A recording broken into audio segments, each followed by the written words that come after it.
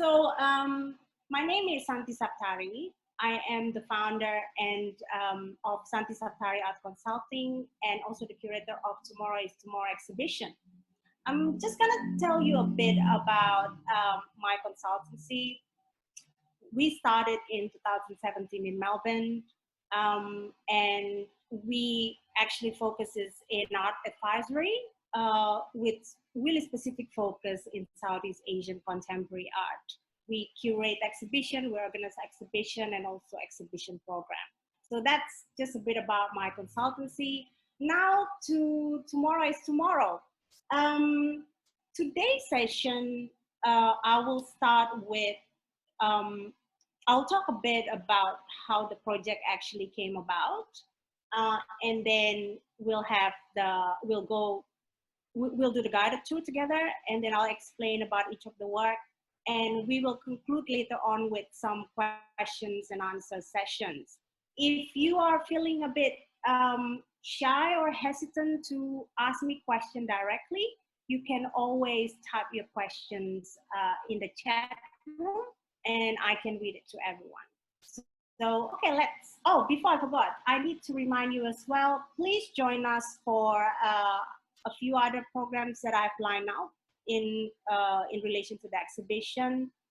For the next 3 weeks, we'll be doing some artist talks, but not through Zoom. We will be doing it on Instagram. So please make sure you sign up to my Instagram at Santi Saptari. So starting next week, we will have on the 18th, Saturday, 2 p.m. On the 18th, we will start with Nabilah, Nordin and Meliantha, Muliawan.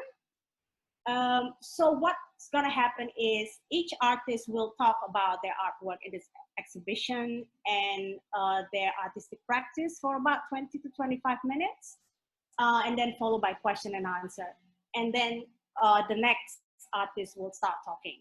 On the second Saturday, on the 25th of July, we will have Maria Indriasari and Yaya. And on the last Saturday, which is the 1st of August, we will have Ezzam Rahman and Ruth Marbun. So please join us for those programs for the next 3 Saturdays. All right, so let's begin with Tomorrow is Tomorrow.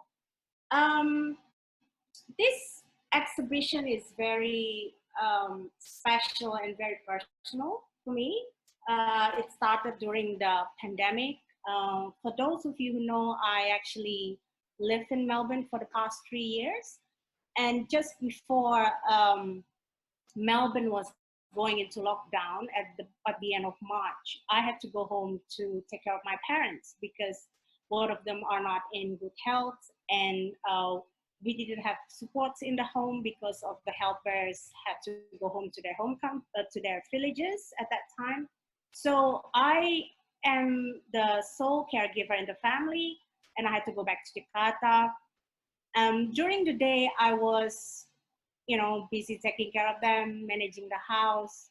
But at night, I spent time talking to a lot of my good friends, and a lot of them are actually, artist friends. And I remember, the conversations were always, we started with some really silly things or just mundane things about the lockdown. But then, we always end up talking about a lot of other serious issues about the future. And there was one night I was talking to Ezzam Rahman, who is one of the artists participating in this exhibition.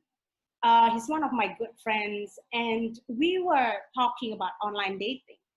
And, we were talking about how the pandemic changes the way, we meet people, especially for single people. And, it's hard enough before COVID-19 to meet new people. And, with the pandemic, it's even harder.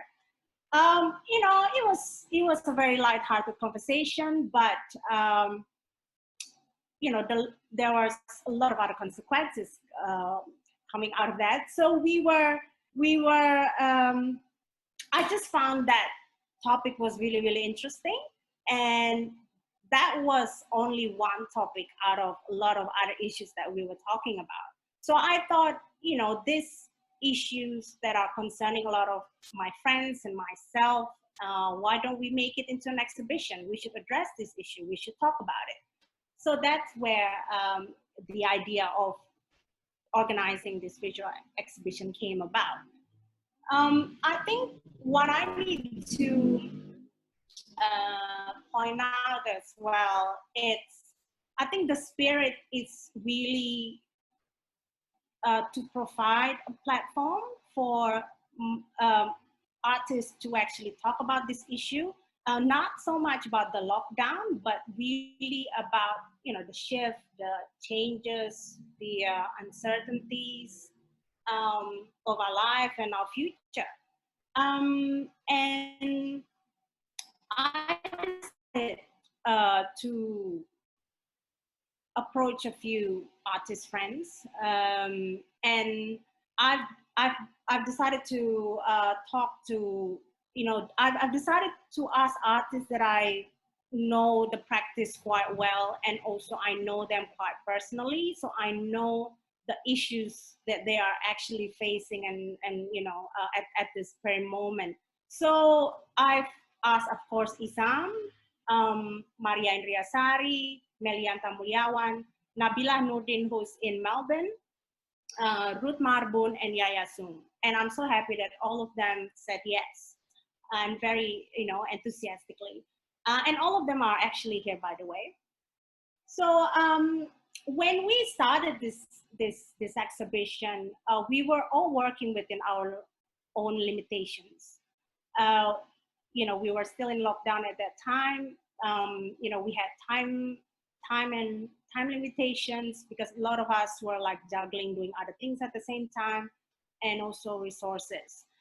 And that's why, for a lot of practical reasons, all the works in this exhibition are not bigger than 40 by 50 centimeters. So I limit the size of the work. I wanted to have all new works that respond to this this exhibition, and I was only giving the artists 5 weeks to complete the works. So they were all deliberate decisions, and as you can see later, the number of works in this exhibition also not big. But again, you know, the spirit is just really to provide a platform for all of us to discuss issues that really, you know, we're concerned about. So a lot of people are actually asking about the title of this exhibition to me. Why is it tomorrow is tomorrow? So I found this quote by this very famous philosopher called Sophocles. And he wrote that tomorrow is tomorrow. Future cares has his future cures, and what we must mind is today. So I think I need to mention about the process of making the exhibition as well. I feel a lot of us, especially the artists, they are very much open to ideas and suggestions. Everybody seems to have less pressure. 4 out of 6 artists in this exhibition actually called me and said, Santi, can I do something totally different? You know, I really want to try working in a medium that I would never ever thought about. So that is, to me, quite a surprise. And it's been a very joyful process, a lot of discoveries. So I feel COVID-19 really opens up to, you know, personal discoveries, creative discoveries. And the result is, to me, works that are very optimistic about the future in a way. I mean, the works are all talking about the present and the challenges, and how these artists are actually actively navigating all these struggles and challenges on a day-to-day basis. But on that struggle, they're actually striving. And I found that, you know, I found strength and positivity. So, okay, I think I'll just start with the first word by Nabilah Nordin. these two work. So Nabilah is the only artist in this show from Melbourne. She's Singaporean Malaysian, but who lives in Melbourne. I got to know her just about the time when I just moved to Melbourne in 2017.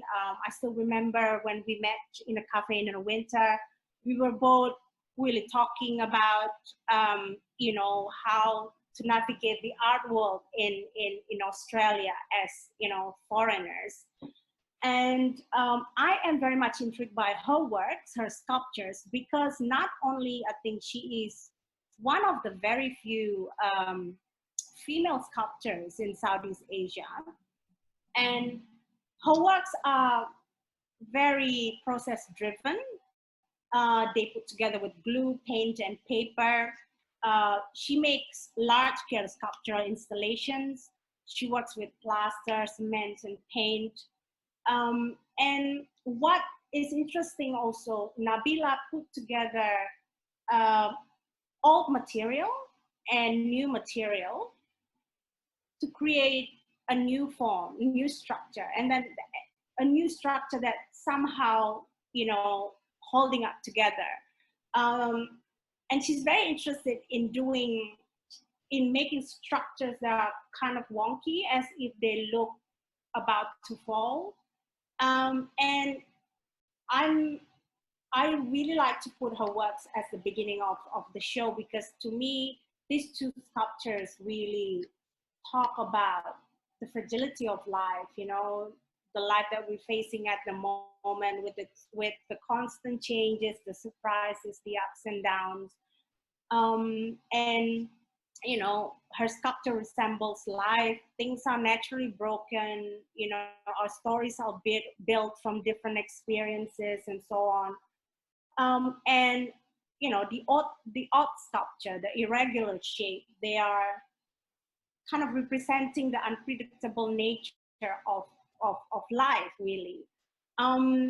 This work, it's called Dispassionate Trunk. She says this work talks about the need for us to actually remain calm and logical and rational, you know, amidst all the changes and the craziness that we're facing at the moment. And the second work, which is called The Tools and Mechanics of a Roller Coaster, represent the emotional ups and downs that we put together, that we put ourselves through. You know, just to be surprised by tomorrow, not knowing what's going to happen. So I just feel these two beautiful sculptures really represent life as we know it today. Now moving on to the second work, is a work by a dear friend of mine, Maria Indriasari. She's based in Jogja. And I've known her since 2011. We did an exhibition together in Melbourne. It was actually the first commercial exhibition on Indonesian contemporary art, and I've known her since then. We've become good friends, and I've been following her artistic practice. We've done a lot of shows together as well, and I've seen her evolve. So she started making a lot of drawing and works on canvas before she moved on making fabric sculptures and installations, which she is very known for. And for this particular exhibition, she said to me, Santi, can I work in a medium that I've never worked before, which is watercolor? Because she finds it the most comfortable, the most convenient medium for her at the moment with her situation.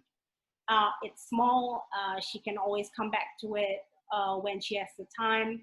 She's a working mother, and her works are always about a domestic issue and how she juggles between being a mom and an artist. But this particular work is really interesting because when I spoke to Maria during lockdown, she was saying about how we as human beings actually relate to time. we somehow create and categorize time into days and dates and years, today's, yesterday, tomorrow. And somehow this has created a kind of life where we are bounded. We're bounded by time that we create for ourselves. We create new demands for ourselves, for others. We push many things today to fulfill the demands of the future. We create the future to make up for what we cannot fulfill today. And very often, in the end, we cannot enjoy today because we grieve for yesterday's failure. And I think COVID-19 has really challenged, disrupted, and changed our usual reference of time. And we suddenly had a lot of time in our hands.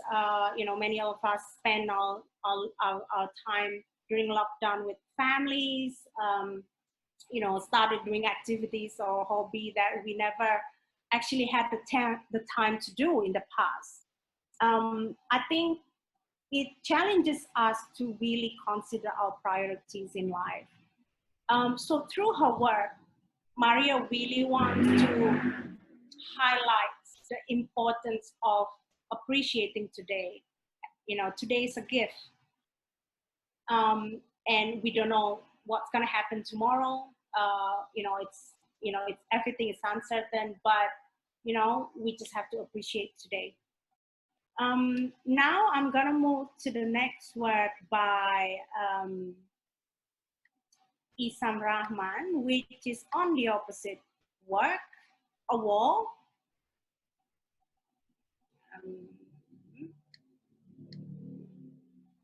Okay, so I like to talk about her work, Ezzam's work after Maria's, because I think if Maria is talking about our relationship with time, Ezzam's work is talking about our relationship with other human beings or with other people, especially in a romantic relationship like settings.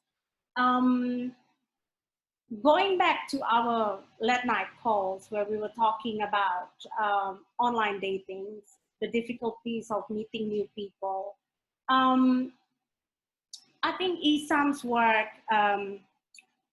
really speak about that because Ezzam is a multidisciplinary installation and performance artist. And his practice is always very interested in the body. And he uses different materials, his bodily remnants usually, very unconventional materials. They are readily accessible. So he uses like his dry skin, his toenail, his saliva, his sweat, his tears. And this work, which is I think beautifully titled, it's called The Impossibilities of You and Me, is a series of performance for photography that is talking about the what ifs of the future. They portray, if I zoom in again, they portray Ezzam and his working partner in a domestic setting, portraying scenes of a life that he can only wish to come true one day. To me, these images really reflect intimate encounters between people. They display a sense of hope, desire, longing. You don't even know whether they are actually real, whether they're actually happening, whether they're real or whether they're imaginary. And if you are quite familiar with Ezzam's work, I am always very interested in his ability in portraying human emotions very, very deeply, especially when it comes to like longing, especially when it comes to emotions like longing, nostalgia, sadness, in human relationship. I think that's the strength of Ezzam's work. Now let's move on to the next work by Yaya soon. So Yaya is an artist from Jakarta, and I've worked with her for an exhibition in Australia. Her practice always focuses on issues that are a bit difficult to be discussed publicly in Indonesia. She talks a lot about the social and political issues of Chinese descendants in Indonesia, women's rights, for example, and her works are always very much research driven. But for this particular exhibition, she said, Santi, I really want to make work about me being a new mom in isolation. So the works are actually very personal, and she said, I've never done this, and I want to work with text. And we've had a lot of discussion during the making of the exhibition about how she wants to present the text work. And she's very clear about what she wants, in a sense that she wants the text. I think I'll show you the works in detail first. So these are the first one.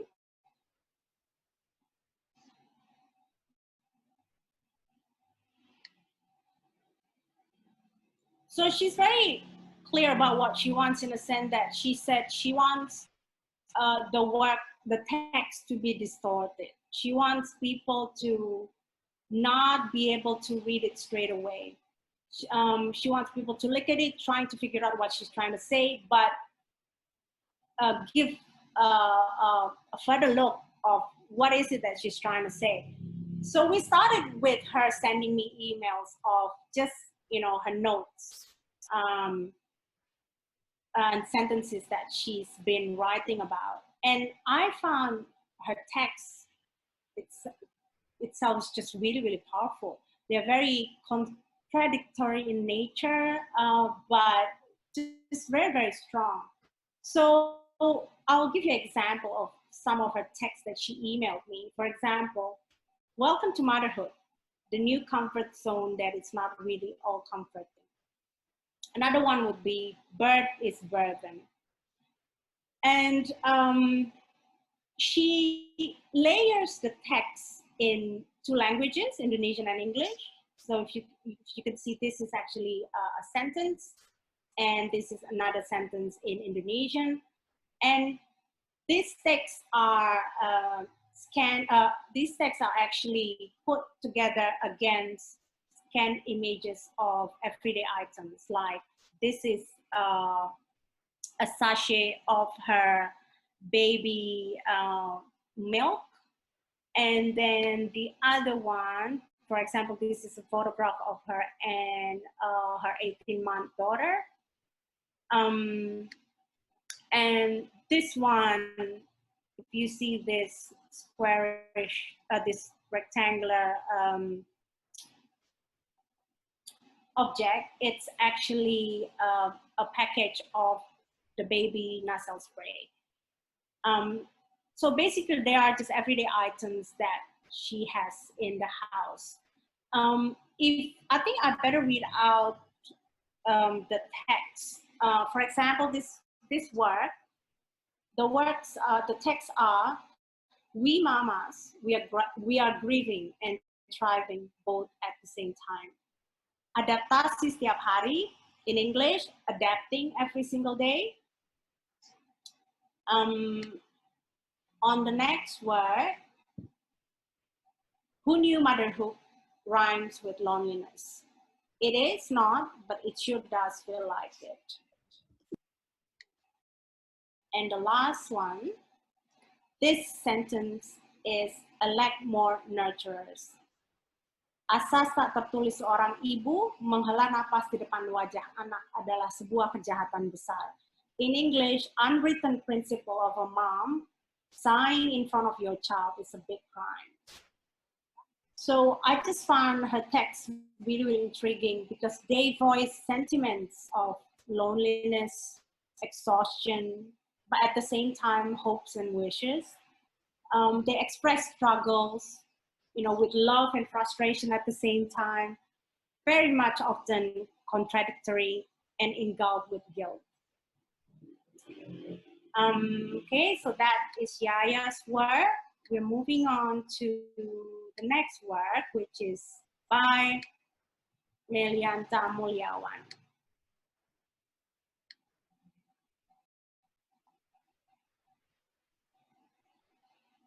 So Mary is another artist that lives in Jakarta. She lives between Jakarta and Jogja. I spent a lot of time talking with Mary during isolation. And I think for me, for and foremost, this particular photograph is talking about self-discovery. Her practice, for those of you who have known Melly's work, she's always interested in making objects and really exploring the function and roles of objects in our daily lives in relation to human behavior and the social situations that we are in.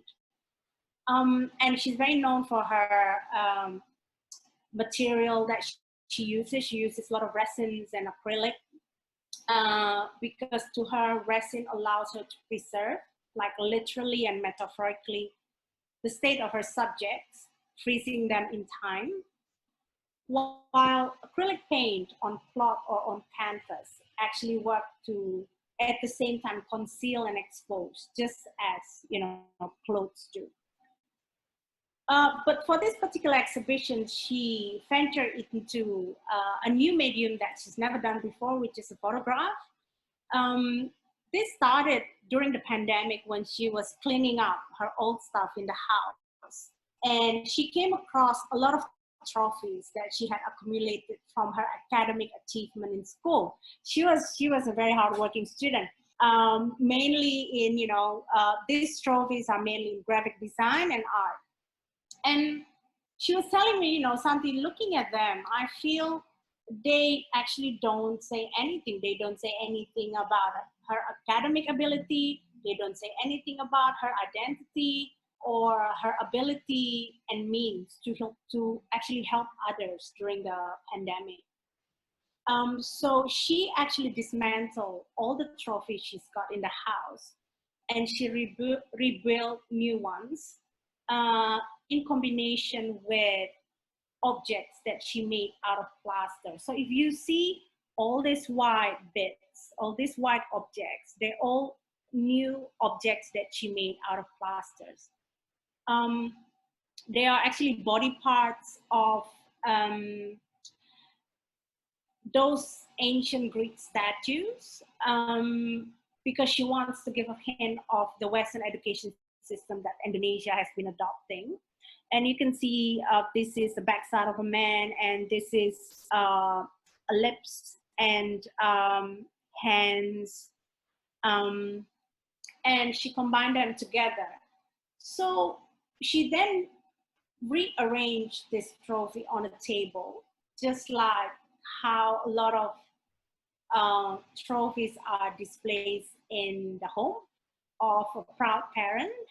And she photographed them just like a winner, posing for photographs. So to me, this photograph really reflects our state of mind during the pandemic. It challenges the value that we put on academic achievement and how this indicator of success have come to define us as human beings. Now we've come to the last word in the show. And we probably have to wait a bit until the video stops looping. But okay, this is, okay, let's start.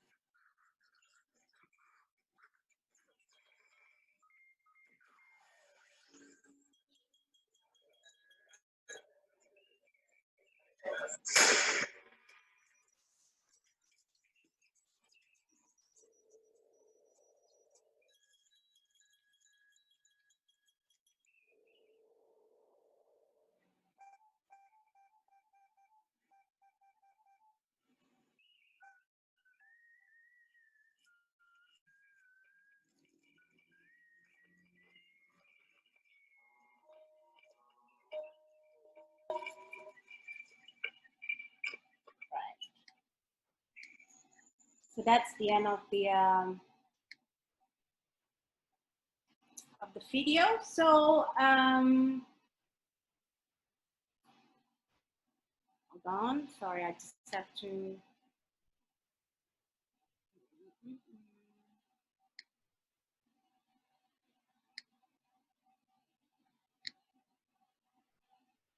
All right. So Ruth is also another Jakarta artist. This is actually her first experimentation with video work.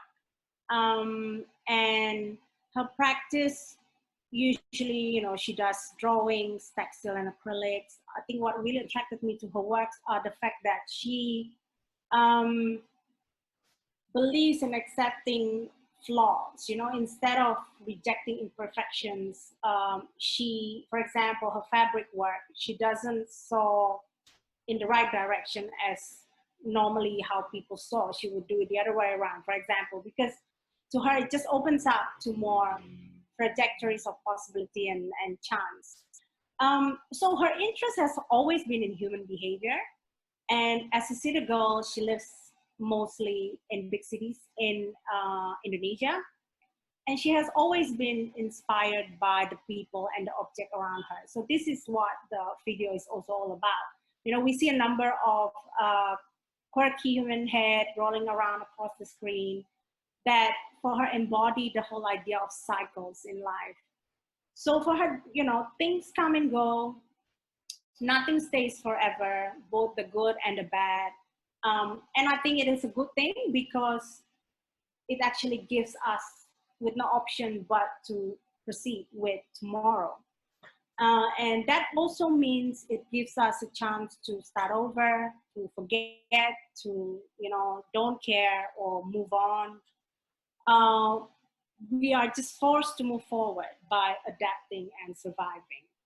And during COVID-19, Ruth has been living alone in Jakarta, and she uses all the materials that she's taken from her immediate surroundings. So you'll see, you know, the clips, different papers, and also the clip that she had from her phone of her gardening routine. She's an avid gardener, so she has a clip of the snail slinking across the screen. I think it's just really, really beautiful. And I think in that she really celebrates the limitations and boundaries and put it in her work. And during the pandemic, her life has also kind of fallen into a routine, just like many of us do.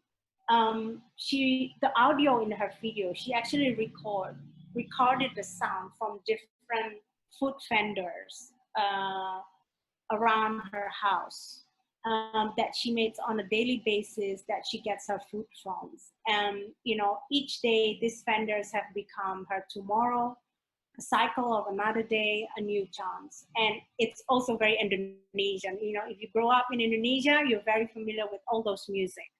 So thank you so much. That's all for the guided tour. But if you have any question, feel free. I'm happy to answer the questions. The artists are here too if you want to ask specific questions to the artists. Hi, Santi. Can you hear me? Hi. Yes, hi. Hi. Congratulations. Hello? Hello, hi. Oh, yeah. I just want to say congratulations. It's a great exhibition. And my question is more about how you would consider sort of the virtual against the physical, like curatorially. How would you approach sort of building, because it is, you know, they're real works that can't be experienced physically, and it is a challenge for people to sort of, you know, enter a gallery space at this time. So I just wonder curatorially how you approach this sort of boundary between the physical and the virtual in developing this project. That's a very good question because this is also my first virtual project that I've ever done. But in terms of making it, I remember I'm still quite old-fashioned in the sense that even if I'm doing a physical exhibition, I always do like a layout on a paper. So this is pretty much the same. But I think with all my curation, what is most important for me is always about how the work actually speak to one another. Because to me, it is a whole. It's an exhibition. It's a whole. It's a one experience. So usually, when I make my curation, it's always about the story that I want to tell. So which one should go first, and how does this work also actually talk and relate to one another, and also put into consideration all the aesthetics and the mediums and so on. Yes, I think that's, yeah. I hope that really answers your question. Yeah. I guess I was also wondering if like you would share with the artists, um, is there like a brief that this is going to be virtual, and how they respond to. I guess it's also interesting to know how the artists respond to making works that are going to be displayed for the first time in a virtual space. Oh, okay. Is that something that, yeah? Yeah. Okay. So again, it was not different in terms of making it. The difference is, instead of we have the normal installation day in a gallery setting, this time we had a Zoom installation day. So what happened was, I put all the works, I lay out all the works according to my curations, and then we actually set one day. It was supposed to be a short meeting, but it turned out to be 5 hours, Wow. of all of us actually kind of sitting in front of our computers trying to figure out whether this worked. But I think we didn't really have a lot of changes in terms of placement. Most of the artists are happy with the way I curate and place the works with all my rationale. But the issue was more a lot of like, probably I need to move it closer to the wall or not. And for example, because the tricky part with virtual exhibition is, if you look at it from different angle, it looks really different. So for example, I'll give you an example of Ruth's video work. We were trying to sort out, because she really wanted to be a rectangular. She really wanted to be shown rectangular. At that time, we couldn't figure it out, and it was always become a square. And we, in the end, we found out why. But if you look at it, it's always kind of like different. The size somehow looks different. The same thing with the sculpture works of Nabilah, for example. From this side, it looks like they're stuck to each other, but they are actually not. If I look at, for example, if I look from this angle, they are actually quite, puts there a bit of distance according to what the artist wants.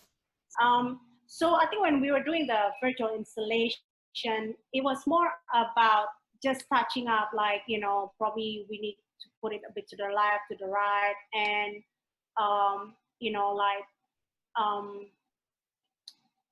for example, Yaya's work, we were thinking whether we want to display,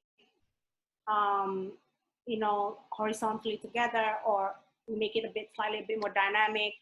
The biggest issue was putting three-dimensional works and video.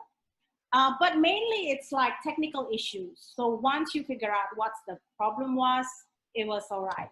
But I remember I put a lot of time before even the installation day, just mucking around with all the different, like techniques and everything, because I kind of needed to familiarize myself as well. This app is actually very straightforward to use, but again, you just need to be prepared for any technical glitches and things like that. So that's why we spend like 5 hours. Yeah, great. Thank you. Congratulations.